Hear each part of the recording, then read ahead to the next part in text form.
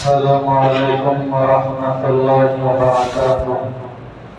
الحمد للہ الواحد المتوحد بالوحدانیت هو اللہ، الفرد المتفرد بالفردانیت هو اللہ، العزیز المتعزز بالعزت هو اللہ، القدیر المقتدر بالقدرت هو اللہ، قبل كل شيء هو الله، بعد كل شيء هو الله، الأول هو الله، والآخر هو الله، الظاهر هو الله، والباطن هو الله، أول الأولين هو الله، آخر الآخرين هو الله. أما بعد فأعوذ بالله من الشيطان الرجيم. بسم الله الرحمن الرحيم. وإذا قلتم فاعدلوا ولو كان ذا قربى. وقال تعالى في مقام آخر: ولا تكتموا الشهادة ومن يكتمها فإنه آثم قلبه. وقال تعالى: وإذا حكمتم بين الناس أن تحكموا بالعدل. صدق الله العظيم. وقال النبي صلى الله عليه وسلم: كما تكونون يؤمر عليكم. وقال النبي صلى الله عليه وسلم: إنما أعمالكم أعمالكم، أو كما قال النبي صلى الله عليه وسلم. اللهم صل على محمد وعلى آل محمد كما صليت على إبراهيم وعلى آل إبراهيم إنك حميد مجيد. اللهم بارك على محمد وعلى آل محمد كما باركت على إبراهيم وعلى آل إبراهيم إنك حميد مجيد. محترم سامعین برادران عزیز، الیکشن کی آمد یعنی قریب ہے، اور ووٹ ہمارا ایک بہت ہی اہم ہے، تو اس تعلق سے کچھ ضروری باتیں عرض کرنی ہے۔ اللہ سے دعا کریں اللہ تبارک و تعالی مجھے صحیح کہنے کی توفیق عطا فرمائے۔ تو دیکھیں، سب سے بڑی بات یہ ہے کہ یہ ہندوستان آزاد کرانے کے واسطے محنتیں ہمارے اکابرین نے کی۔ جہاں مہاتما گاندھی صاحب کی محنت لگی، وہیں حضرت ٹیپو سلطان شہید رحمت اللہ علیہ نے بڑی قربانیاں دی، یہاں تک کہ اس ہندوستان کے خاطر اپنی جان کا نذرانہ پیش کر شہادت کا جام بھی نوش فرمایا۔ تو بڑی بڑی جنگیں ہوئی، ان سب کی خبر ہم تمام کو ہے، سن کر ہیں، پڑھ کر ہیں۔ جن جنگوں کے بعد ایک وقت ایسا بھی آیا کہ بہت ساری قربانیوں کے بعد یہ ہندوستان آزاد ہوا۔ جب 1947 یعنی 1947 جب آئے تو اس وقت ہندوستان کو یہ آزادی ملی، خوشی کا پرچم لہرایا گیا۔ تو یہ بفضل خدا بعد میں اس بات کی کشمکش رہی کہ ہندوستان میں تو مسلمان، ہندو، سکھ، عیسائی بہت سارے مذہب کے لوگ رہتے ہیں، اس کے اوپر کیسا قانون نافذ ہو، اس تعلق سے بڑی فکریں ہوئی۔ آخر میں یہ بات امبیڈکر صاحب کے سر پر سونپ دی گئی کہ آپ سنویدھان لکھیں۔ تو پھر یہ بات کو طے کیا گیا کہ ہندوستان میں جو بھی رہتے ہیں اپنے مذہب کے مطابق آزادی سے زندگی کر سکتے ہیں۔ اب یہ سمویدھان لکھنے کے واسطے تقریباً 2 سال 6 ماہ کا عرصہ لگا، جس میں یہ بات بھی طے پائی گئی کہ ہندوستان میں ہر آدمی اپنے مذہب کے مطابق زندگی گزار سکتا ہے۔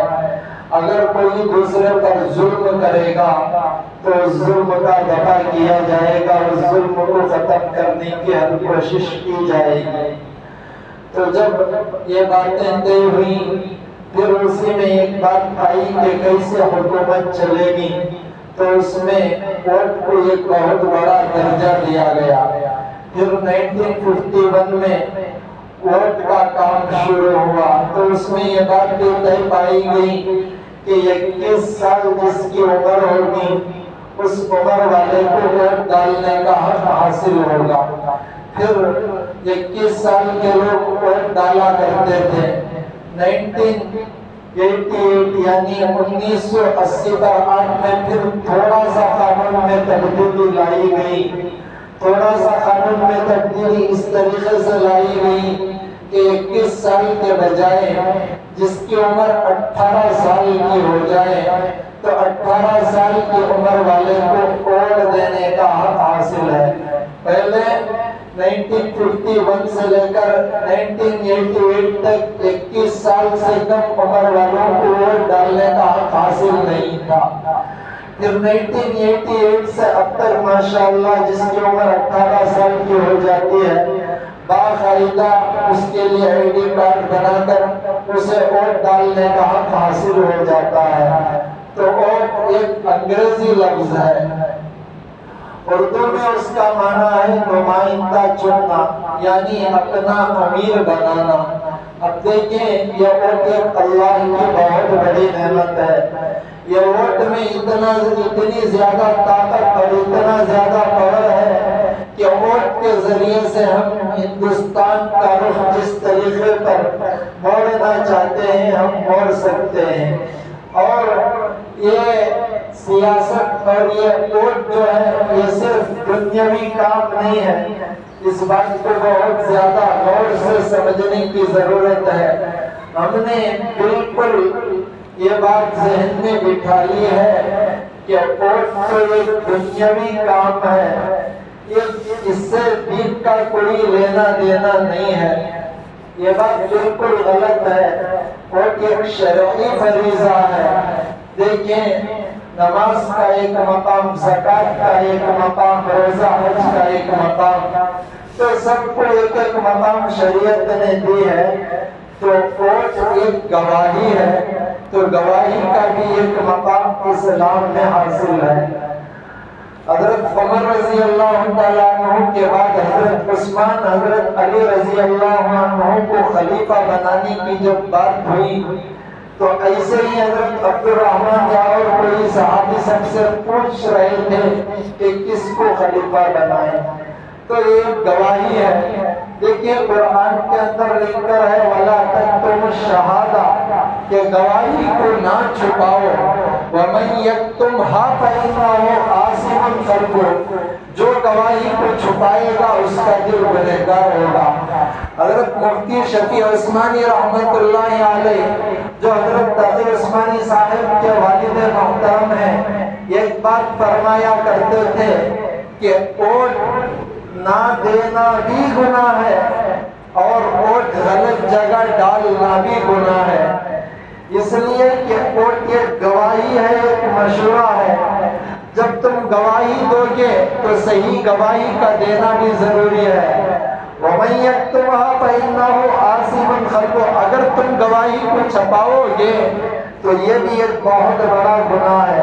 تو دیکھیں اس وقت بہت زیادہ ضرورت اس بات کی ہے کہ مسلمان دلوں میں اس بات کو اتاریں کہ ووٹ دنیاوی کام نہیں ہے بلکہ ووٹ ایک دینی فریضہ ہے، اسے انجام دینا ضروری ہے۔ بالکل خالی ذہن ہو کر ہم یہ کہہ دیتے کہ سیاست کا دین سے کیا تعلق ہے، یہ بالکل غلط بات ہے۔ حضرت امیر معاویہ رضی اللہ عنہ نے 19 سال تک سیاست کی بات دور سنبھالی تھی۔ حضرت عمر بن عبد العزیز نے جو سیاست کی تھی 2.5 سال میں، کہ ساری جگہوں پر انصاف کو قائم کر دیا تھا۔ حضرت عمر فاروق رضی اللہ عنہ کہ اتنے بہترین طریقے سے خلافت سنبھالی جس کی نظیر ملنا ہی مشکل ہے۔ حضرت عثمان رضی اللہ عنہ ایک مرتبہ ایک جگہ گھر بنائے ہوئے تھے، گرمی کا موسم تھا۔ حضرت عمر رضی اللہ تعالیٰ عنہ اپنے سر پر کپڑا اوڑے ہوئے تھے۔ حضرت عمر رضی اللہ عنہ کا دور خلافت تھا۔ دور سے کوئی ایک آدمی اونٹوں کو ہانک کر آ رہا تھا۔ حضرت عثمان گرمی کے زمانے میں گھر کے اندر رہتے ہوئے اپنے غلام سے کہا کہ باہر جا کر دیکھو کہ اس دھوپ میں جو ایک قسم کی گرمی برسا رہی ہے اور باہر نکلنے کو ہمارا من نہیں کر رہا ہے، ایسے موقع پر یہ کون چل رہا ہے جو دو اونٹوں کو ہانک ہانک کر آ رہا ہے؟ تو غلام کہتا ہے کہ میں تھوڑا گھر سے باہر گیا، باہر جا کر تھوڑی ہی دیر رکا تھا کہ گرمی مجھ سے برداشت نہیں ہوئی، فوراً میں گھر کے اندر دوڑ کر آ کر حضرت عثمان سے کہا کہ حضرت باہر رکا نہیں جا رہا ہے، گرمی بہت زیادہ سخت ہے، یہ کون چرواہا ہے معلوم نہیں ہوتا کہ اتنی گرمی میں اونٹوں کو ہانک ہانک کر آ رہا، اونٹوں کو چھوڑ دیتا، گرمی کم ہوتی، دھوپ کی گرمی ختم ہوتی، رات کا وقت قریب قریب ہوتا، عصر کی نماز کے بعد جاتا، اونٹوں کو ہانک کر آتا، بہتر ہوتا۔ یہ کون آدمی سمجھ میں نہیں آتا۔ تو وہ آدمی اونٹوں کو لے کر جو ہی قریب آیا تو حضرت عثمان کا گھر قریب ہوا، تو قریب ہونے پر دیکھا تو چہرے پر کپڑا تھا، تو کپڑا ہٹایا گیا تو حضرت عمر تھے، یہ خلیفہ تھے، امیر المومنین تھے، اس کے باوجود اونٹوں کو ہانک کر آ رہے تھے۔ حضرت عثمان نے فرمایا کہ تھوڑی دیر اندر آ جاؤ، جب دھوپ کی گرمی ختم ہوگی اس کے بعد تم اونٹوں کو ہانک کر چلے جانا، اتنی گرمی میں اتنی پریشانی اٹھانی کی آپ کو کیا ضرورت تھی؟ حضرت امیر المومنین عمر فاروق رضی اللہ عنہ نے بڑا نرالا جواب دیتے ہوئے فرمایا کہ اے عثمان، یہ اونٹ میرے نہیں ہیں بلکہ یہ بیت المال کے ہیں، یہ بیت المال کے اونٹوں کو کچھ بھی نقصان پہنچے گا یہ ساری قوم کا مال ہے، اللہ مجھ سے پوچھیں گے تو میں کیا جواب دوں گا؟ یہ درد ہمارے بڑوں میں تھا، ہمارے اکابرین میں تھا۔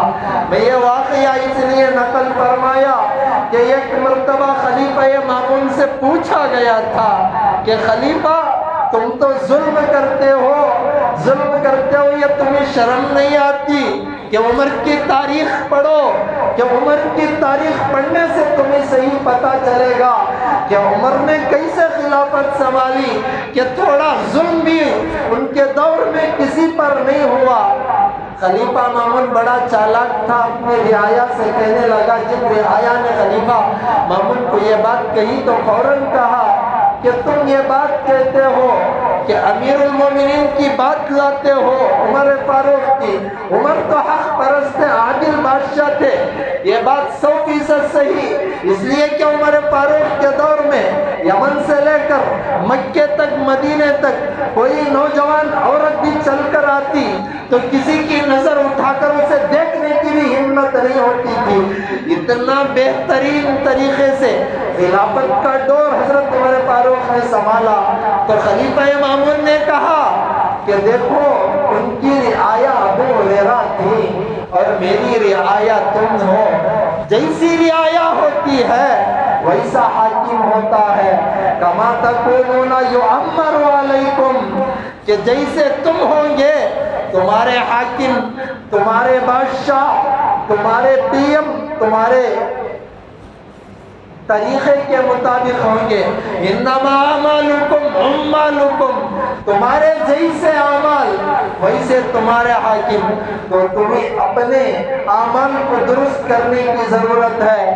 حضرت ابو ہریرہ رضی اللہ تعالیٰ عنہ ایک مرتبہ ہاتھ اٹھا کر اپنے ساتھیوں کے درمیان میں یوں دعا مانگی، اللہ میں بے وقوفوں کی حکمرانی سے پناہ چاہتا ہوں۔ تو سامنے جو آپس میں بیٹھے ہوئے تھے فوراً کہا کہ ہریرہ بتاؤ کہ وہ حکمرانی کی کیا نشانیاں ہیں۔ حضرت ابو ہریرہ رضی اللہ عنہ نے 3 باتیں بتلائی۔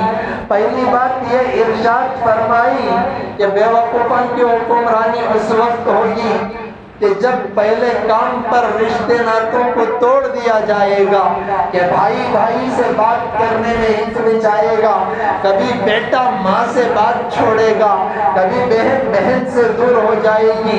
ایک ہی گھر کے اندر جو نظام چلنا تھا سارا نظام درہم برہم ہو جائے گا، یہ پہلی نشانی۔ دوسری نشانی پوچھی گئی، حضرت ابو ہریرہ رضی اللہ عنہ نے فرمایا کہ گمراہ لوگوں کی اتباع کی جائے گی۔ جو جتنا گمراہ کرنے والا میٹھی باتیں کرے گا، ہاتھ میں جنت دکھائے گا، لوگ اس کے پیچھے جائیں گے۔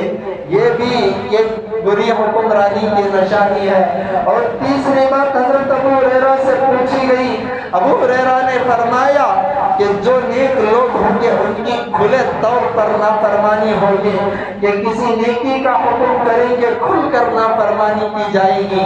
جب یہ 3 کام ہو جائیں تو تم سمجھ لینا کہ یہ بری حکومت آنے کی نشانیاں ہیں۔ اب جب بری حکومتیں آئیں گی، حقیقت میں شریعت کی پامالی ہوگی اور شریعت کی خلاف ورزی ہوگی اور مسلمانوں پر حقیقت میں ظلم ہوگا۔ تو اب مسلمانوں کو سب سے بڑے جو اہم کام کرنے کی ضرورت ہے وہ یہ کام کہ مسلمان اپنے اعمال کو درست کرنے میں لگ جائیں، اس لیے کہ انما اعمالکم اعمالکم، تمہارے جیسے اعمال ہوں گے ویسے تمہارے حکمران ہوں گے۔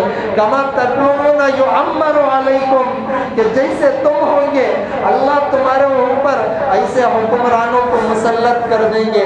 اب سب سے اہم کام کی جو ضرورت ہے وہ اللہ کو راضی کرنے کی، نبی کو راضی کرنے کی اور اپنے عمل درست کرنے کی ضرورت ہے۔ اور دوسری اہم کام کی جو ضرورت ہے، ایک تو تقدیر ہوتی ہے، تقدیر کے بارے میں دعا کرنا ہے اللہ ہمارے حق میں صحیح فیصلہ فرما۔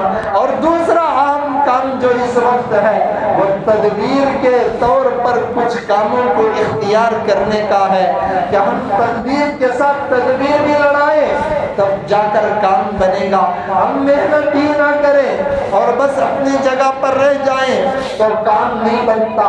تو میں نے شروع میں کہا وَلَا تَكْتُمُوا الشَّهَادَةَ، گواہی چھپانا بھی نہیں ہے۔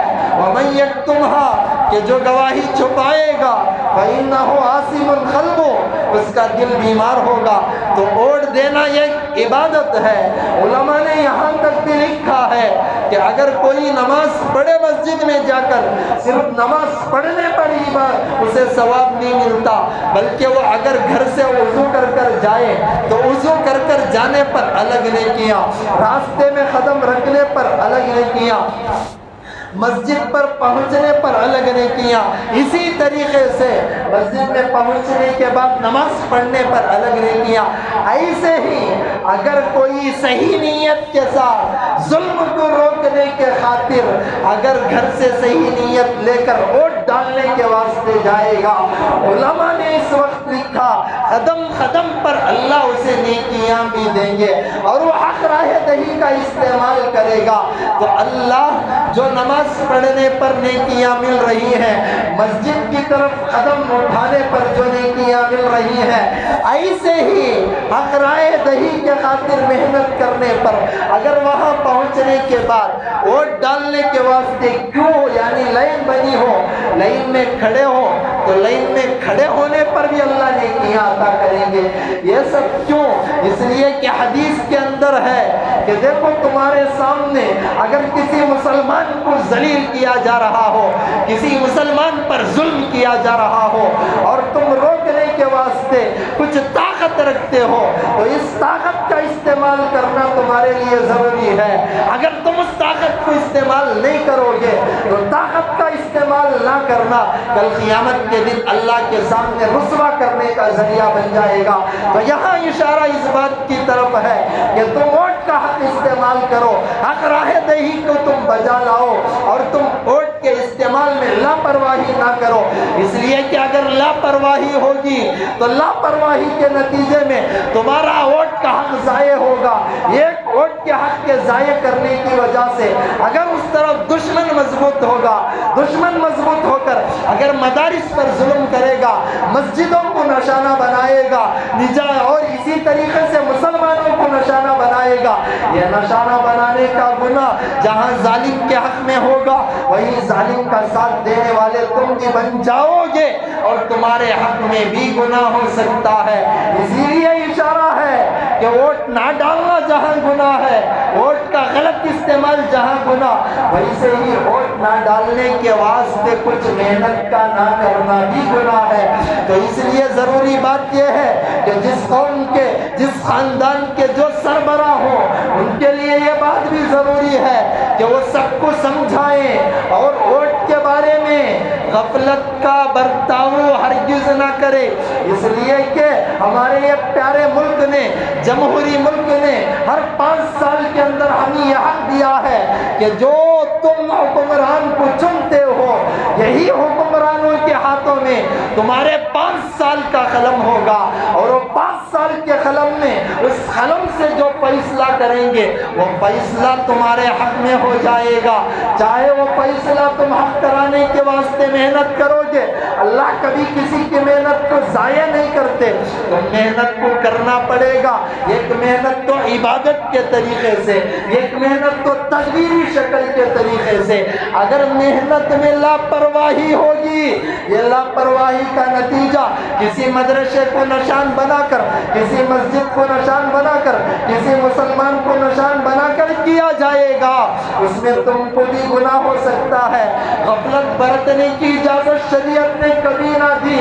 جب 2018 یا 19 کا الیکشن ہوا تھا، اس الیکشن کے بعد الیکشن کمشنر نے جو رپورٹ پیش کی تھی اس میں یہ بات بھی پیش کی کہ 3 کروڑ 46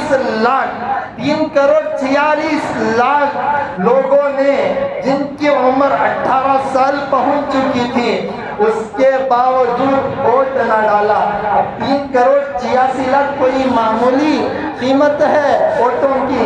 ایسی اور خصوصیت سے اس میں یہ راز بھی پوشیدہ کہ دوسرے مذہبوں کے لوگ یہ کام کریں، یہ اپنی جگہ ان کو بھی جمہوریت کو بتانے کے خاطر ان کو بھی محنت، اور اس میں سرے فہرست جو تھے وہ ہمارے مسلمان تھے۔ غفلت کا برتاؤ یہاں تک بھی کیا کہ بعضوں کی عمر 18 سال کو پہنچی اور وہ ووٹر آئی ڈی نہیں بنائے، اور بعض تو ایسے تھے کہ بعض مواقع پر انہوں نے ووٹ کو ڈالنے کے واسطے تھوڑی بھی جد و جہد نہ کی، اور بعضوں نے ایسی بات بھی کہہ دی کہ ہمارے پاس کوئی نہیں آئے اس لیے ہم ووٹ کیوں ڈالیں۔ یہ غفلت، یہ لاپرواہی آج دشمن ہمارے اوپر مسلط ہوا۔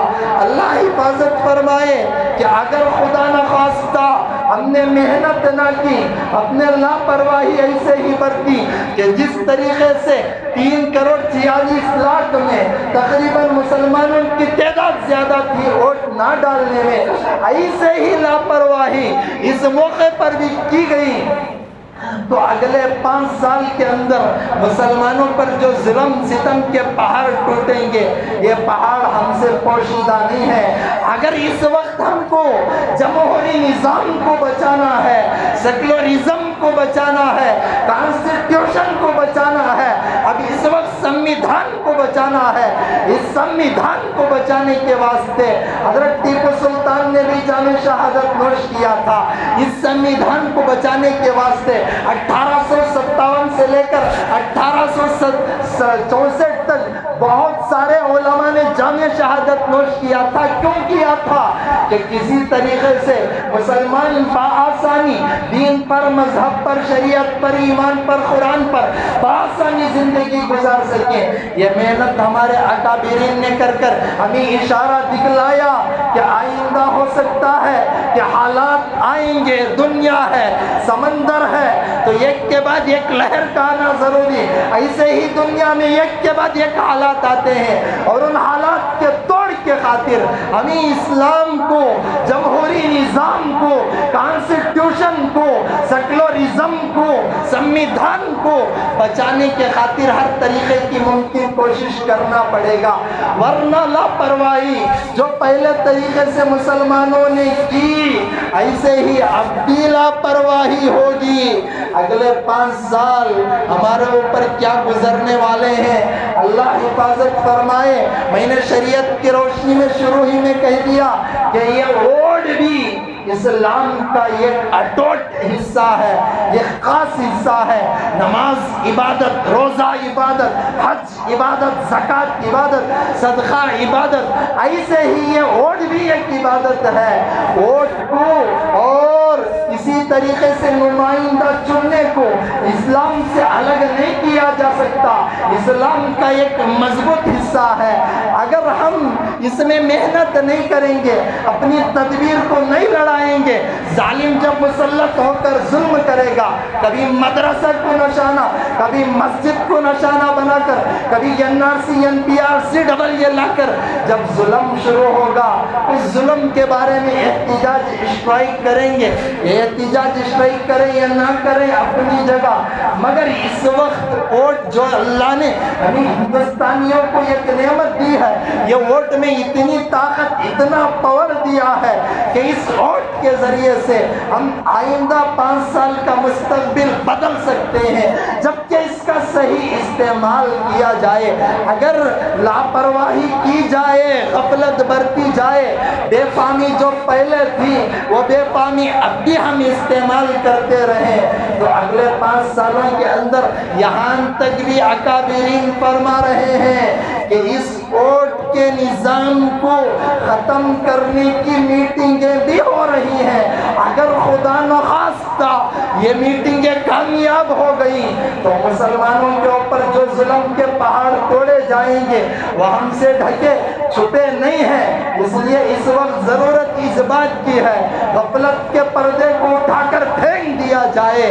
ہم چست و چالاک ہو کر الیکشن کے دن جمعہ کا دن ہے تو جمعہ سے پہلے ہی اپنی ووٹنگ ختم کرنے کی بھرپور کوشش کریں۔ اگر خدا نخواستہ الیکشن جو آ رہا ہے جمعہ کے دن، جمعہ سے پہلے ختم کرنے کی، ووٹ پورا کرنے کی کوشش مکمل نہ ہو تو کسی بھی حالت میں ایک ووٹ بھی ضائع نہ ہو، ایسا 4 بجے سے پہلے مسلمان اور خاص طور پر جو جمہوری نظام کو پسند کرتے ہیں ایسے لوگوں کا فرض بنتا ہے کہ محنت کو اجاگر کریں، ووٹ کا صحیح استعمال کریں، ورنہ جو دن آنے والے ہیں یہ کوئی معمولی دن نہیں ہے۔ بعض مرتبہ ایسا بھی دیکھا جاتا کہ ووٹ کا صحیح استعمال نہیں کی جاتا بلکہ غفلت برتی جاتی۔ جب ظالم مسلط ہو کر ظلم کرتا اس وقت احتجاج کرتے، اسٹرائک کرتے۔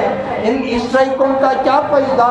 حضرت الیاس ندوی صاحب قبلہ دامت برکاتہم کی ایک بات یاد آتی ہے۔ حضرت نے اپنے بیان میں ایک بات ارشاد فرمائی کہ جب دشمن کوئی بل پاس کرتا ہے تو بل پاس کرنے سے پہلے اس کی میٹنگ یہ ہو جاتی ہے کہ ہم یہ بل پاس کریں گے، سڑک پر لوگ اتر آئیں گے، احتجاج ہوگا، اسٹرائک ہوگا، تو اس احتجاج کو، اس اسٹرائک کو روکنے کے واسطے ختم کرنے کی کیا تدبیر ہے؟ وہ تدبیریں اختیار کر کر بعد میں بل پاس ہوتی ہے۔ اپنی اسٹرائک کریں اپنی جگہ، مگر جو فائدہ ووٹ کی حق رائے دہی کا استعمال کر کر ہوگا وہ اسٹرائک سے نہیں ہو سکتا۔ اس لیے کہ اس وقت خاص طور پر کچھ نوجوانوں کو بھڑکا کر، اسی طریقے سے میڈیا کو بھڑکا کر بہت ساری سازشیں چل کر مسلمانوں کو پریشان کرنے کی اور جمہوری نظام کو، کانسٹیٹیوشن کو ختم کرنے کی بھرپور کوششیں ہو گئی ہیں۔ اب ہمیں ضرورت اس بات کی ہے غفلت کے پردے کو اٹھا کر پھینک کر ہم محنت شروع کر دیں۔ یہاں تک کہ علماء فرما رہے ہیں کہ اگر تبلیغی جماعت میں کوئی جانا ہو اپنے علاقے میں چلے یا تبلیغی سفر کو مؤخر کرے، اگر مدرسے کھل گئے ہو تو محتمم حضرات سے درخواست کی جائے کہ مدرسے کو بعد میں الیکشن کے بعد کھولے، یا اگر کھل گئے ہو تو چھٹی اس دن ایک دے کر کسی حالت سے الیکشن کا ووٹ ڈالا جائے۔ اگر عمرے کا بھی سفر ہو، عمرے کا بھی ارادہ ہو تو عمرے کے سفر کو ملتوی کر کر، مؤخر کر کر عمرے کے سفر کو بعد میں کیا جائے، ووٹ کو ضائع نہ کیا جائے۔ اس لیے کہ اس وقت ضرورت اس بات کی ہے کہ ہم اپنی حق رائے دہی کا استعمال کریں، اسے دنیاوی کام نہ سمجھیں۔ دیکھیں دنیاوی کام نہیں ہے یہ، ہے اسلام کا، شریعت کا حق ہے، اسے دنیاوی کام سمجھنا نہیں ہے۔ مسلم پرسنل لا بورڈ سے جو رسالہ اس وقت نکلا ہے اس میں یہ بات بھی لکھ کر ہے کہ نماز پڑھنے کے لیے قدم اٹھا کر جانے پر جو ثواب ملتا ہے، ووٹ ڈالنے کے واسطے غفلت برتے بغیر اگر کوئی چل کر جائیں گے، صف میں کھڑے ہوں گے، یا اسی طریقے سے کسی کو چل کر جاتے ہوئے تکلیف ہو رہی ہے، میں 2 منٹ زیادہ لوں گا، چل کر جانے میں تکلیف ہو رہی ہے، ان کے واسطے کچھ ذرائع، کچھ سواریاں بنا کر محنت کی جائے۔ ہر طریقے میں اللہ نے اس وقت ثواب رکھا ہے، اور یہ ثواب اس لیے کہ جمہوری نظام کو بچانا ہے، سیکولرزم کو بچانا ہے، تاکہ ہمارے مدارس صحیح چلے، ہماری مسجد نشانیوں سے بچے، ہمارے اسلامی اداروں پر پریشانی حائل نہ ہو۔ اگر ووٹ کا غلط استعمال ہوگا یا ووٹ کا استعمال ہی نہیں کیا جائے گا، جیسے 2018 2019 میں غفلت برتی جا کر 3 کروڑ سے زائد لوگوں نے ووٹ کو نہ ڈالا، اور اتنی غفلت برتی مسلمانوں میں خصوصیت سے کہ سرے فہرست مسلمان رہے۔ بعضوں نے کہا کہ ہمیں تو کیا ضرورت کہ کوئی ہمیں پوچھنے کے لیے نہیں آیا۔ یہ سب باتیں مسلمان عورتوں کی ہے۔ اس وقت ضرورت اس بات کی ہے کہ مسلمانوں کو جگا کر ہوشیار کیا جائے، اور خاص طور پر جن گھروں کے اندر بوڑھے رہتے ہوں ان کے پاس جا کر ثواب کی نیت سے ان کو بلا کر لے جا کر ووٹ کا استعمال کیا جائے۔ اور اکابرین تو اس وقت یہاں تک بھی فرما رہے ہیں کہ دیکھو، خاص طور پر کوئی بچہ اگر طالب علم ہو، مدرسہ پہنچ اساتذہ سے کال کے ذریعے سے ریکویسٹ کر کر واپس بلا لیا جائے تاکہ ووٹ کا استعمال ہو۔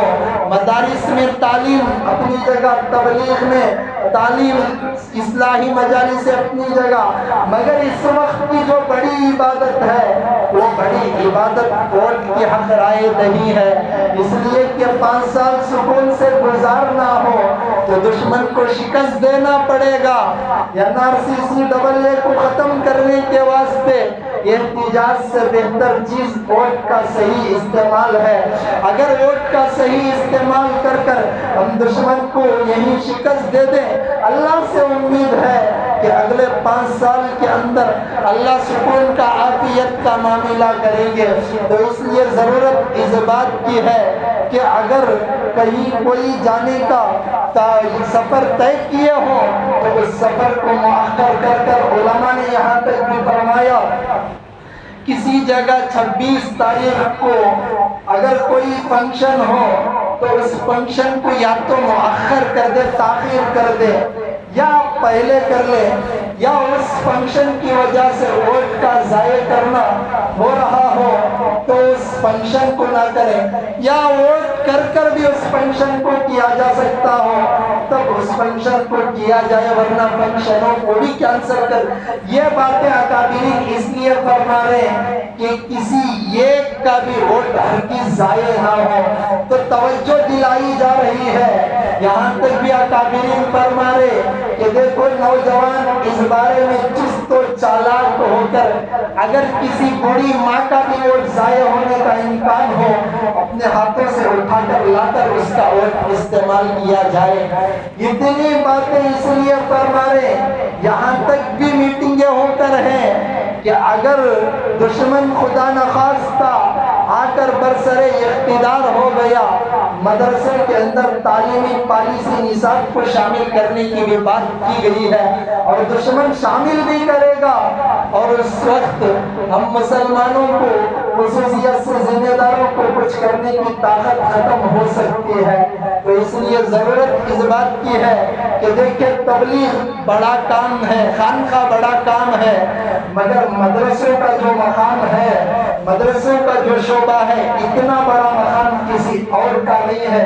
میں دلیل سے بات کر رہا ہوں، دوسرے شعبوں کا انکار نہیں ہے، سب اپنی جگہ بڑے مقام رکھتے ہیں، مگر مدرسوں کا مقام سب شعبوں سے بڑھ کر اس لیے ہے کہ یہاں علماء پیدا ہوتے ہیں۔ اگر علماء کی ذہنیت کو ہی یہ دشمن آ کر تعلیمی پالیسی نصاب کے طور پر لے کر چلے جائے تب یہ عوام کا کیا ہوگا؟ تو اس لیے ضرورت اس بات کی ہے کہ ہم غفلت کے پردے کو اٹھا کر پھینک کر ہم اپنے ووٹ کا صحیح طور پر استعمال کریں۔ اگر ہماری مائیں بہنیں کسی جگہ شادی ہو کر جا کر ہو اور ان کا ووٹ عزت جو بھی ہو جس حالت میں بھی ہو ووٹ کا ہرگز ضائع نہ کرے۔ اور دو باتیں بتا کر بات کو ختم کر دوں، ہم زیادہ لے لیا آئندہ میں جلدی بیان ختم کر دوں گا۔ ایک کام یہ کریں کہ جب ووٹ کا بٹن دبانے کے لیے جائیں تو حسبنا اللہ و نعم الوکیل 3 مرتبہ پڑھ کر دبائیں اور اللہم لا تسلط علینا من لا یرحمنا ولا یخافک فینا، یہ دعا پڑھ کر ہم اپنی نمازوں کے بعد روزانہ 2 رکعت پڑھ کر دعا کریں۔ اللہ کے نبی نے فرمایا کہ تم اگر صحیح ہو جاؤ کہ تم دعاؤں میں مشغول ہو جائے کہ اشارہ ہے کہ اللہ وہ حکمرانوں کو بدل دیں گے، حکمرانوں کے دلوں میں تمہاری محبت ڈال دیں گے۔ تو اس لیے ضرورت ہے ایک تو عبادت کرے اور تدبیر کو لڑائے۔ اللہ عمل کی تدبیر